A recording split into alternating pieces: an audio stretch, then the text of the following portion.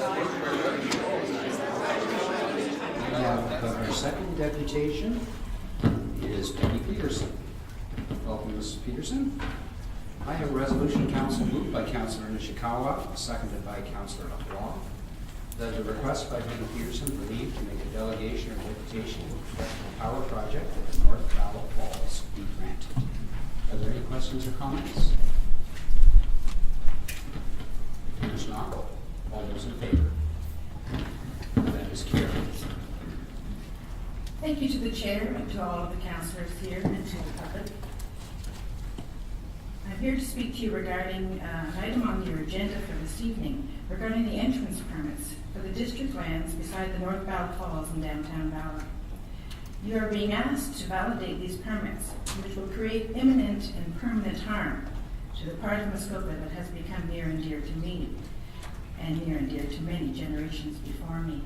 You're going to see a slideshow of just random slides and some of the bridges that have my concerns. In your agenda package, the proponent has written a letter to this council regarding their imminent plans to dismiss the First Nations requests and to go ahead with the creation of a new, private, for-profit hydroelectric power project in the North Battle Falls. It seems in spite of the will of the people. If you look up Bala on Wikipedia, you will see in the first line how Bala is famous for its falls. And if you've ever been there and you've seen a busy tourism destination in a quaint and historic downtown of Bala. This long letter from SREL is in response to meetings and staff reports that are also in your package today. And it was an interesting read for me since I have attended the Public Works meetings recently and Muskoka Lakes Council meetings to witness the communication skills of the SREL spokespeople. This letter looks like another example of attitude and communication that we've all come to recognize as the standard proponent operating practice. Coming to visit me at my office, instead of knocking at the door, they went around to the back and banged and called my name. When I investigate the history of this project coming to town, I found a rather confusing and mystifying trail of multiple changes to plans, misinformation, and 10 years of twists and turns with nothing but ever-changing sets of plans that seem to be set in shifting sand. I've spoken with the M&R enforcement many times, and some of them tell me there's nothing worth saving. I also see a Ministry of Natural Resources pushing this. It appears to me with an unsightly and aggressive nature. You would almost think they did not care about the ecology or the community. Levels of government have let this land down. They've cast it away and left it for dead, and it's far from dead.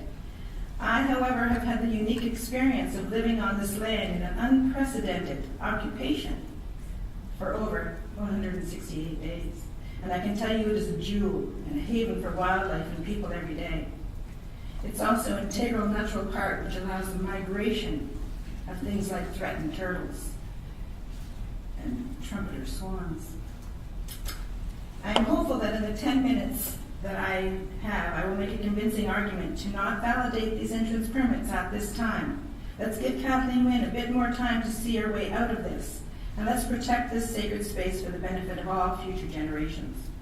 I'd like to formally introduce myself. My name is Peggy Peterson, and I have lived in Muskoka for 45 years. My parents would tell you that I've been a water warrior since I was 8. I am a permaculture educator. And for many years, I was the district manager for the Canadian Federation of Independent Business, CFIB for Muskoka, and that's how I came to know Bala and the businesses there.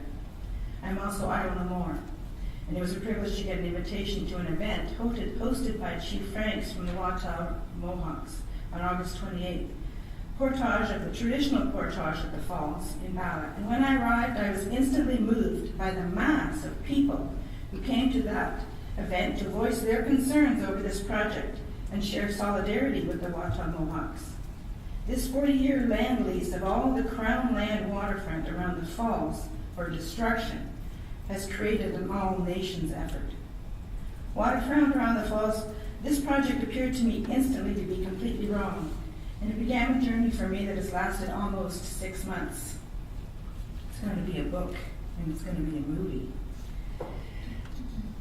I would love to take the next few minutes to tell you what an incredible experience I've had. The wonderful adventure and the kindness and support I have received from so many people is immeasurable.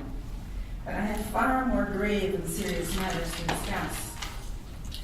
This council may decide this evening to go ahead and validate these permits, and it is my responsibility to explain to you in as much detail as time will allow why it is so important for all of you to seriously consider supporting Chief Frank's request to not proceed with anything that appears to be disrespectful of the process of consultation with local First Nations and Métis. I've also been thanked by the local police, OPP, for my ability to maintain the peace in Ballard. I follow the rules. On September 1st, when I established a camp at the Falls, I was confident that the Supreme Court would support the Watchung Mohawks and their rights. The duty to consult is carved in stone by our Supreme Court.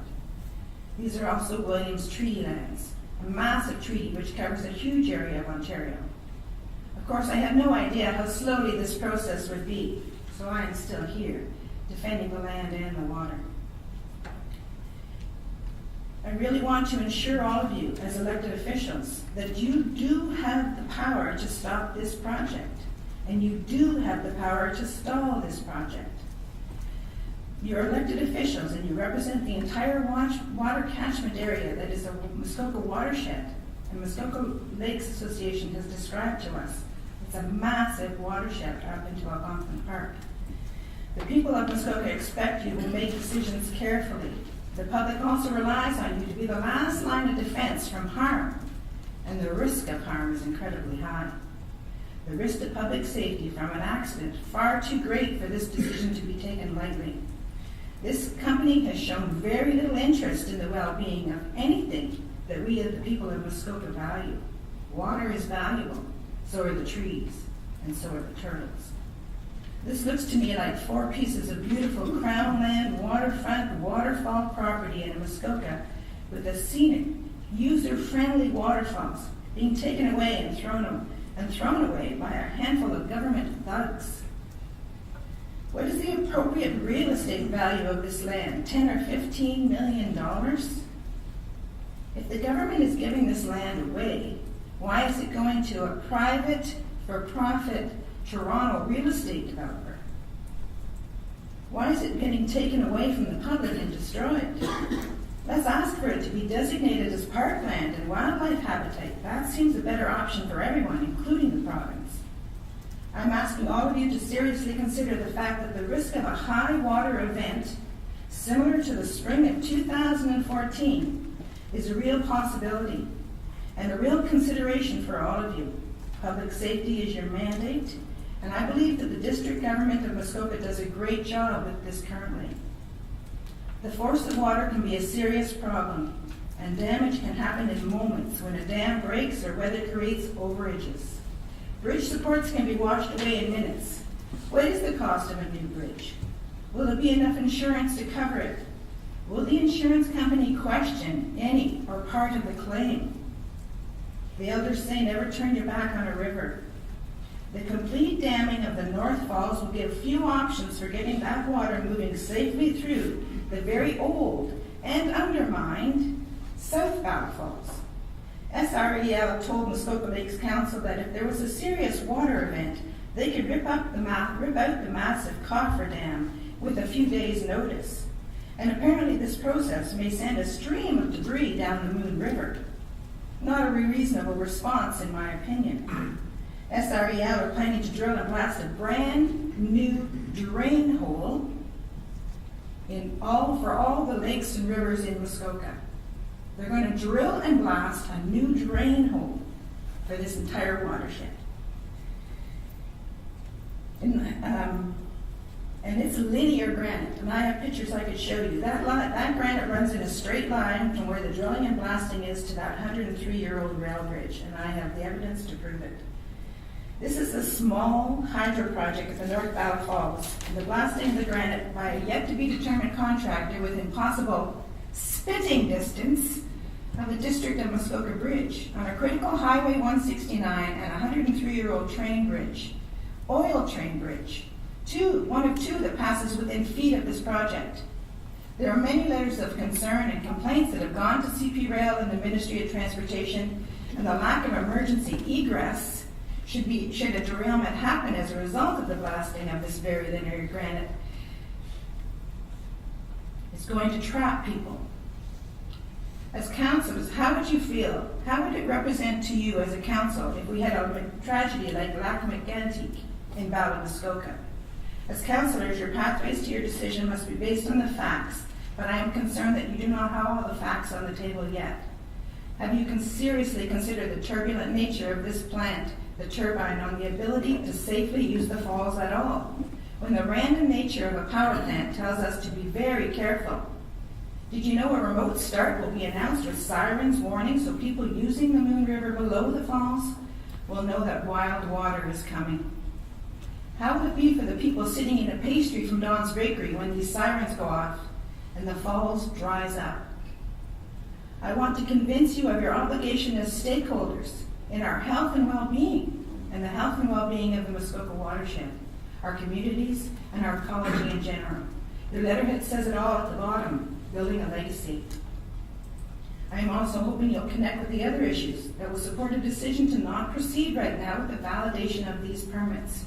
You know how we do not want or need this power plant. We don't need the power it will produce.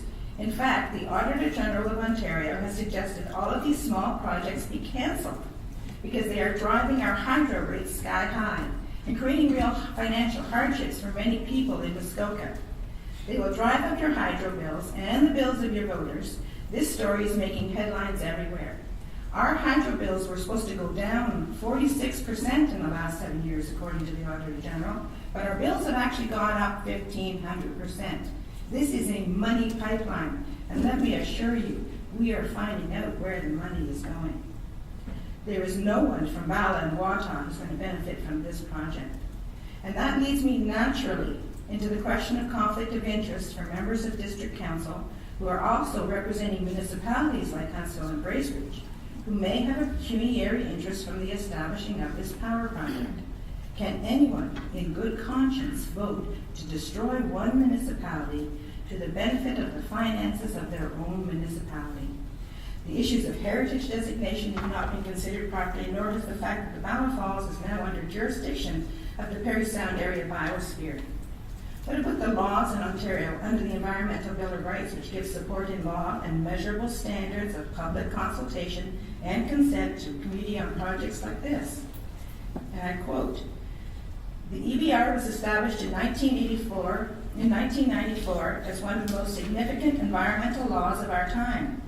And it recognizes that while the provincial government has the primary responsibility for protecting, conserving, and restoring the natural environment, the people of Ontario have the right to participate in government decisions about the environment and the right to hold the government accountable for those decisions," unquote. Muskoka Lakes has come out, although it wasn't spoken about today, in a very forceful letter that says this project should not go ahead. And of course, I want to clearly outline the economic disaster this means for Bala and Muskoka in general. The very flawed economic impact study was one means to an end for the proponent, and it did not represent the true impacts to businesses in the community. This may seem like a small detail and nothing to worry about, but I can assure you the country is tuning in to what's happening in Bala. It's a much bigger story, and we have some famous faces. We have Rob Stewart, and there's some film being finished today.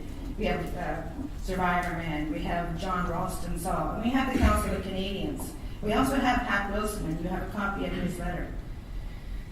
The lack of democracy presents itself everywhere we look at this. How can this happen in a community that says with a massive majority for 10 years, no? It is important that we all understand that this story is all of us, and we are all in this together, and it's much bigger than the Bala Falls.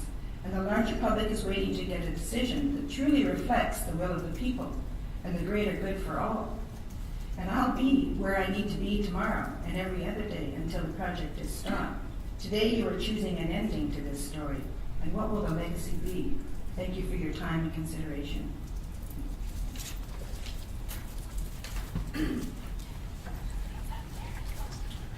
Thank you, Peggy. Thank you. Okay.